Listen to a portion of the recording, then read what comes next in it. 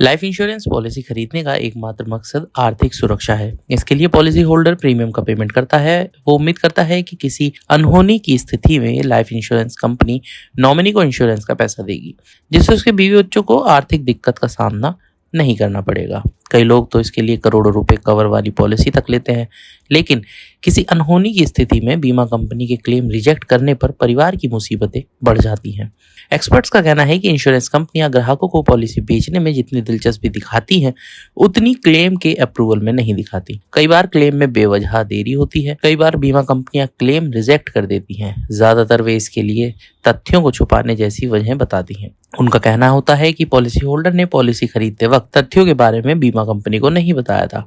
Policy holder के नहीं रहने पर परिवार के सदस्यों के लिए इस आरोप का जवाब दे पाना मुश्किल हो जाता है। कंपनियां सबसे ज्यादा क्लेम इस वजह से रिजेक्ट कर देती हैं कि पॉलिसी होल्डर ने पहले से चली आ रही बीमारी के बारे में कंपनी को नहीं बताया था।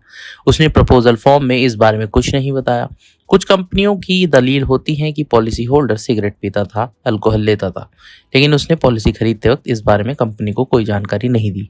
पहले से किसी की तरह की बीमारी होने या सिगरेट या शराब पीने वाले पॉलिसी होल्डर्स के लिए प्रीमियम बढ़ जाता है। एक्सपर्ट्स का कहना है कि अगर आप लाइफ इंश्योरेंस पॉलिसी खरीद रहे हैं तो आपको कंपनी को अपनी पूरी मेडिकल हिस्ट्री बतानी चाहिए। अगर कोई बीमारी है या पॉलिसी होल्डर सिगरेट या शराब पीता है तो इसकी जानकारी बीमा कंपनी को देने से वह प्रीमियम थोड़ा बढ़ सकता है, लेकिन तब वे क्लेम को रिजेक्ट नहीं कर पाएगी। कई लोग पॉलिसी खरीदने के प्रोसेस को गंभीरता से नहीं लेते। इसकी वजह बीमा कंपनियों की पॉलिसी बेचने में जल्दबाजी होती है, लेकिन इस जल्दबाजी में कंपनी को नहीं बल्कि पॉलिसी होल्डर को नुकसान उठाना पड़ता है।